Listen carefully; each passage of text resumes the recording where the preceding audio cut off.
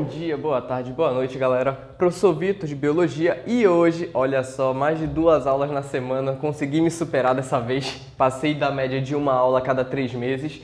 E a aula de hoje é continuando a bioquímica como prometido para vocês. E hoje a gente começa a bioquímica orgânica, que vai desde carboidratos, passando por lipídios, proteínas, vitaminas e ácidos nucleicos quando ela finaliza, perfeito? Primeiramente, antes da gente começar a partir de carboidratos, fica ligado que bioquímica orgânica, ela é a parte da bioquímica que trata dos compostos que constituem o quê? Que tem, na verdade, na sua constituição, átomos de carbono. Lembrem-se que na bioquímica inorgânica, a gente não tinha compostos que tinham carbono na sua constituição, com exceção, por exemplo, do gás carbônico. Aqui, por regra, todos terão carbono na sua composição. Agora sim, começando aqui pelos carboidratos.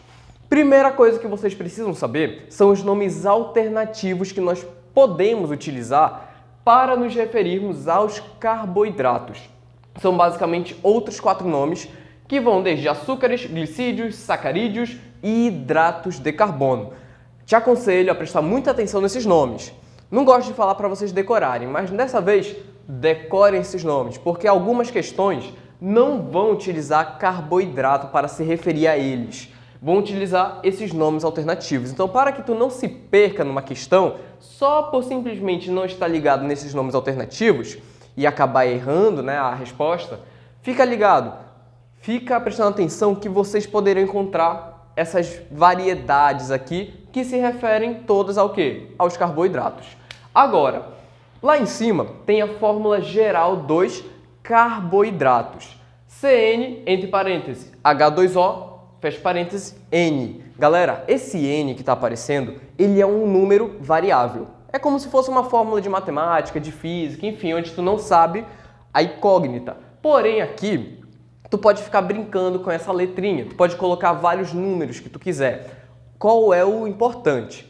Se você colocar, por exemplo, esse N valendo 6, esse outro N automaticamente também vai valer 6. Fica ligado nisso.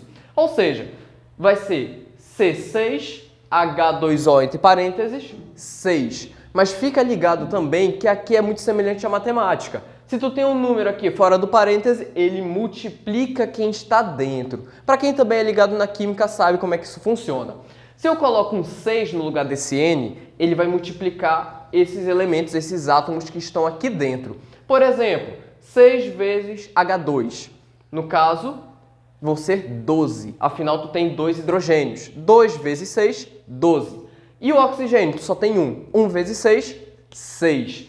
Então, se eu trocasse esse N pelo 6, eu teria uma molécula referente ao quê? A C6H12O6. Perfeito? Porque o N multiplica quem está aqui dentro do parênteses. Aí tu pode ficar brincando com vários números. Pode colocar 5, 7, 4, por exemplo, e ver quais são os carboidratos que vocês vão formar no processo. Agora, passando ali por último ponto dessa introdução, vocês têm que saber o quê? Que os carboidratos eles possuem 2 funções. Função energética e função estrutural. Nos seres humanos, nós aqui, Homo sapiens sapiens, a função energética ela é mais evidente. Por exemplo, para que eu esteja aqui gravando essa aula para vocês, para que vocês estejam estudando aí na casa de vocês, ou seja lá o local que vocês estejam, ou simplesmente pelo fato de vocês estarem acordados ou simplesmente vivos, é porque vocês têm energia para manter o seu metabolismo funcionando, para manter as suas funções básicas funcionando. E essa energia ela advém do quê? Dos carboidratos, que a gente lá vai ver mais especificamente de qual. Mas vocês utilizam carboidratos para gerar essa energia, para manter as suas funções metabólicas ativas, perfeito? Ou seja, função energética nos seres humanos é mais evidente. Porém, vocês vão encontrar ao longo dessa aula várias e várias funções estruturais dos carboidratos também. Formação de estruturas sólidas, por exemplo, mais rígidas, perfeito? Dada a introdução, bora falar agora dos tipos de carboidrato. Quando a gente fala de tipos de carboidrato, a gente pode separar eles de 2 formas. A primeira é que está aqui, a segunda forma eu vou apagar o quadro e vou fazer uma tabelinha para vocês. Mas bora focar aqui. A primeira forma de separar os tipos de carboidrato é levando em consideração o número de átomos de carbono. Por exemplo, a gente fez aqui uma molécula, né? Substituiu o N pelo 6 e formou essa moléculazinha aqui, ó, C6H12O6. Tu vai levar em consideração somente os átomos de carbono, perfeito? Somente os átomos de carbono. Tu ignora o hidrogênio e ignora o oxigênio. Ou seja, levando em consideração somente os carbonos, quantos carbonos nós vamos ter aqui? Se você disse 6, corretíssimo, perfeito? E isso daqui pode variar. A gente tem desde carboidratos com 3 carbonos, ou até mesmo com 7 carbonos, ou até mesmo passando disso. Porém, os mais importantes estão aqui dentro desses dois grupos. O grupo das pentoses e o grupo das hexoses. As pentoses são carboidratos formados por 5 átomos de carbono, enquanto as hexoses são carboidratos formados por 6 átomos de carbono, como foi o caso do nosso exemplo aqui em cima, perfeito? Dentro das pentoses, nós temos duas principais, que é a ribose e a desoxirribose. Com certeza tu já ouviu falar delas em algum momento dos teus estudos. Você já está estudando biologia há um certo tempo, com certeza tu já ouviu falar deles. Pode até não estar lembrando agora, mas eu vou refrescar tua memória. A ribose e a desoxirribose, elas são pentoses, são carboidratos que integram os teus materiais genéticos. Por exemplo, o RNA, no caso da ribose, e o DNA, no caso da desoxirribose. Então, ó, grava aí. O RNA possui ribose na sua composição e o DNA possui desoxirribose na sua composição, perfeito? Não te esquece disso. E até mesmo uma das diferenças entre esses dois materiais genéticos. Uma de algumas diferenças, basicamente. Tu pode listar aí pelo menos, no mínimo, 3 diferenças básicas entre RNA e DNA.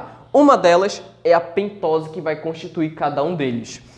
A ribose, ela tem a seguinte fórmula molecular: C5H10O5. 5 átomos de carbono, que é o que classifica ela como uma pentose, 10 átomos de hidrogênio e 5 átomos de oxigênio. Perfeito.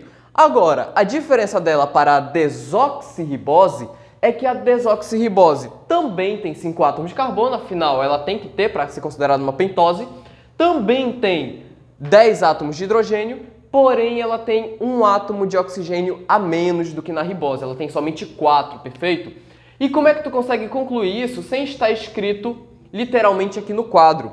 Tu consegue distinguir isso, consegue sacar isso daí por esse prefixo, desox. Esse desox, ele é o contrário do oxidação, por exemplo, do processo de oxidação. Quando a gente fala de oxidação na química, é um composto que ele está ganhando oxigênio, ele está se ligando com átomos de oxigênio, ele está sendo oxigenado, basicamente, ele está sofrendo oxidação. Nesse caso, é o oposto. Então, ao invés de eu estar ganhando oxigênio, eu estou perdendo, eu estou desoxigenando. Nesse caso, a desoxirribose, para ela ser a desoxirribose, ela tem que perder um oxigênio, tem que ter somente 4, perfeito? Partindo agora para as hexoses, nós temos 3 principais, beleza? A glicose, a galactose e a frutose. E olha só essa curiosidade, todas essas 3 possuem a mesma fórmula molecular. Sabe essa molécula que eu fiz aqui como exemplo? Não foi por acaso, era justamente para usar aqui. Tanto a glicose, quanto a galactose, quanto a frutose, que são carboidratos do tipo hexose e são diferentes, teoricamente, possuem a mesma fórmula molecular. Aí te pergunta, todas elas são C6H12O6? Sim, todas são C6H12O6. C6, graças a elas serem consideradas o quê? Uma hexose, tem 6 carbonos. Aí te pergunta, mas como é que elas têm a mesma constituição se elas são diferentes? Por que a gente não chama tudo de glicose, tudo de galactose ou tudo de frutose, por exemplo? Porque, galera, elas são o que a gente considera de isômeros. O que é um isômero? De uma forma bem simples. Isso daqui vocês veem melhor na química. Isômeros são compostos, são moléculas que possuem a mesma fórmula molecular, que significa o quê? Que elas possuem a mesma quantidade de átomos, 6 de carbono, 12 de hidrogênio e 6 de oxigênio, nesse caso, porém elas possuem um arranjo diferente, que provavelmente já está aparecendo aqui na tela para vocês. É como se eu utilizasse o mesmo material para construir um quarto, ou uma sala, ou uma cozinha, por exemplo, ou um banheiro. Eu estou construindo coisas diferentes, mas utilizando os mesmos materiais, beleza? Ou seja, tu só tem um arranjo diferente desses átomos. Eles não estão nessa ordem quando tu vai ver a fórmula estrutural desses carboidratos. Eles estão de uma forma formando algumas cadeias de carbonos, que elas podem ser lineares, podem ser saturadas, insaturadas, enfim. Podem formar anéis benzênicos, ou seja, tu pode ter vários arranjos, resumindo, que vai diferenciar cada tipo de carboidrato. Mudou a forma estrutural, mudou o carboidrato. Não importa se ele vai ter a mesma fórmula molecular. Perfeito? Essa aqui foi a nossa primeira forma de separar os carboidratos, os tipos de carboidrato. Quanto ao número de átomos de carbono, tu não considera nada do resto, é só os carbonos. Tu tem as pentoses e as hexoses como principais, não são os únicos, mas são os principais. Grava aí ribose, desoxirribose, glicose, galactose e frutose. Agora, vou apagar o quadro, vou fazer a tabelinha e a gente passa para o próximo tipo de separação aí dos carboidratos, por tipos, perfeito? Então, tira um print desse quadro, caso você ainda não tenha tirado, e bora para o nosso próximo quadro. Agora sim, para finalizar a nossa aula, bora falar do último tipo de classificação dos carboidratos e aproveitar para citar algumas funções muito importantes deles também. Já vimos o quê? Que eles podem ser separados quanto ao número de átomos de carbono, onde eu apresentei para vocês as pentoses e as hexoses, que são os dois principais grupos dentro desse tipo de classificação. E agora nós vamos ver as classificações quanto ao número de moléculas. Prestem bem atenção, dessa vez eu não estou falando aqui somente dos átomos de carbono, e sim da molécula completa. Por exemplo, eu tenho lá aquela molécula que a gente usou como exemplo no início, C6H12O6. Aqui vocês encontram 6 átomos de carbono, 12 átomos de hidrogênio e 6 de oxigênio. Porém, todos esses formam apenas uma única molécula, como é o caso que a gente já viu da glicose, galactose e frutose, que são 3 carboidratos que possuem a mesma fórmula molecular, não se esqueçam. Então, se os 3 têm a mesma fórmula molecular, C6H12O6, com algumas mudanças no arranjo desses átomos, né, na fórmula estrutural, logicamente todos eles têm apenas o quê? Uma única molécula, não se esqueçam. E sempre que a gente encontrar carboidratos que possuem apenas uma molécula, a gente vai classificar eles como sendo monossacarídeos, como está aqui em cima. Todos os monossacarídeos, como exemplo, esses 3 principais, são apenas constituídos por uma única molécula. Eu usei esses 3 como exemplo porque a gente já viu eles nas hexoses. Ou seja, além de tu poder chamar esses 3 de hexoses, levando em consideração apenas o número de átomos de carbono, eu posso também chamá-los de quê? De monossacarídeos, afinal todos eles possuem apenas uma única molécula. Agora um bônus, só para te mostrar que não são somente esses 3. A gente não viu as pentoses, que tinha a ribose e a desoxirribose? Elas eram formadas o quê? Por 5 carbonos. Porém, lá naquela fórmula molecular, C5H10O5 ou C5H10O4, a gente possuía também uma única molécula. Ou seja, naquele caso, a ribose e a desoxirribose também se encaixariam como sendo monossacarídeos, beleza? Agora, a partir das próximas classificações, que no caso são os disacarídeos e os polissacarídeos, nós vamos ter a presença desse tipo de ligação aqui, ó, as ligações glicosídicas. Afinal, disacarídeo, o próprio nome já te dá a entender. Se monossacarídeo é uma molécula, disacarídeo são 2 moléculas juntas. E polissacarídeos são muitas, são várias moléculas ligadas, perfeito? E para que tu tenha essa ligação entre as moléculas de carbono, nós precisamos ter essas ligações aqui, as ligações do tipo glicosídica, que é uma ligação entre 2 glicídios, aí que vem o nome glicosídica, que é a mesma coisa que carboidrato, não se esqueçam dos nomes alternativos, beleza? Assim como sacarídeos também significa carboidrato, perfeito? Olha só, várias formas como essas palavras podem se relacionar no conteúdo. Ok, partindo agora para os disacarídeos. Lembre-se, disacarídeos são carboidratos formados por duas moléculas, pela união entre duas moléculas por meio de uma ligação glicosídica. No caso, temos a maltose, a lactose e a sacarose. A maltose ela é formada pela união entre glicose mais glicose, perfeito? A lactose, glicose mais galactose. E a sacarose, glicose mais frutose, uma molécula de cada. A maltose, gente, vocês encontram muito para quem gosta de tomar um no final de semana, por exemplo, uma cervejinha e tal. A maltose ela está presente também nas cervejas que são comercializadas. Afinal, acho que vocês já ouviram algum comercial falando de cerveja puro malte, né? Acho que todo mundo já deve ter ouvido um comercial desse tipo. Ou seja, esse puro malte, ele faz referência à maltose que está presente em todas, não somente essas que passam no comercial, não, em todas as cervejas, todas essas bebidas. Tem a maltose, perfeito? Agora, a lactose, acho que todos vocês já devem saber onde ela está presente, né? Te lembra de laticínios, te lembra de leite e seus derivados?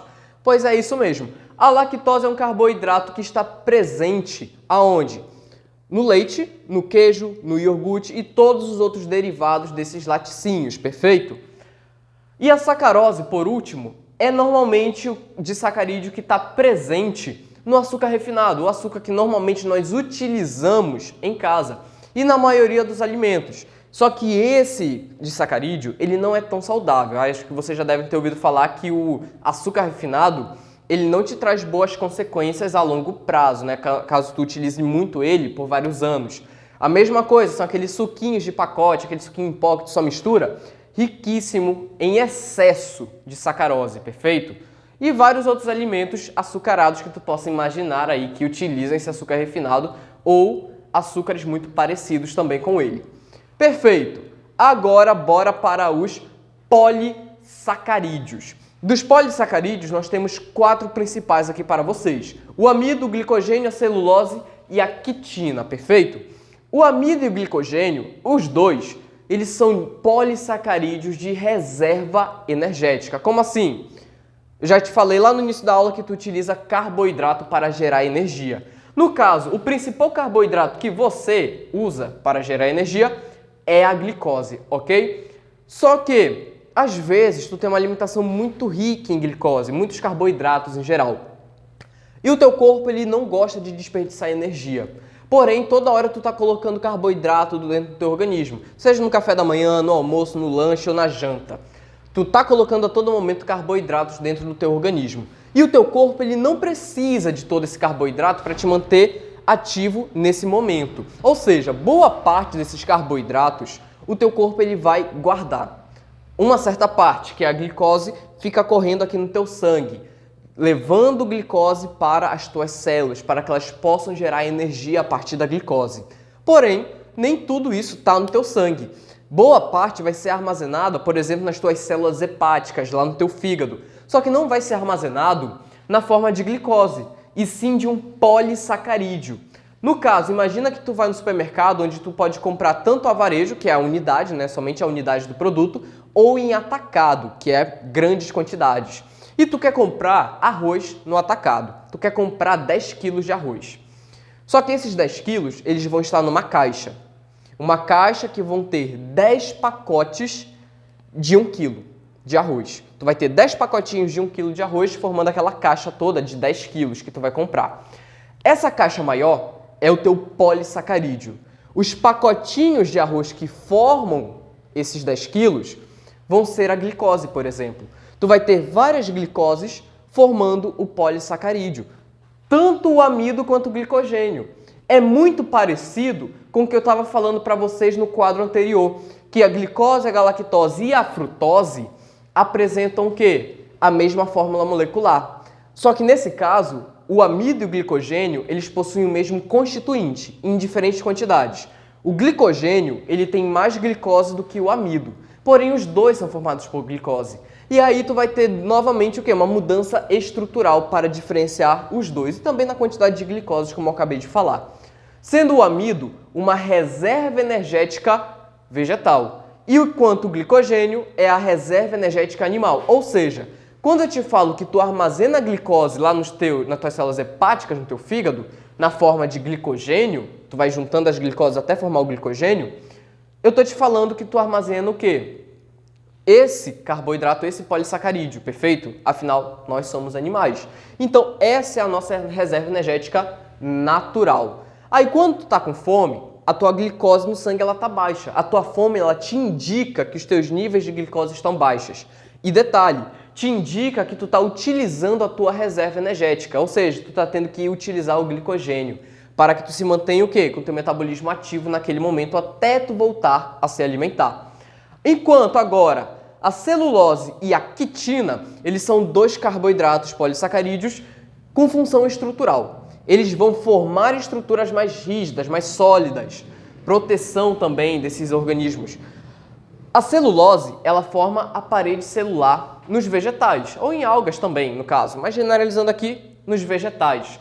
A parede celular, galera, tanto as de bactérias, que no caso não são formadas por celulose, quanto as de vegetais e algas, que já são formadas por celulose, elas conferem uma resistência maior à célula, perfeito? Elas oferecem uma proteção extra.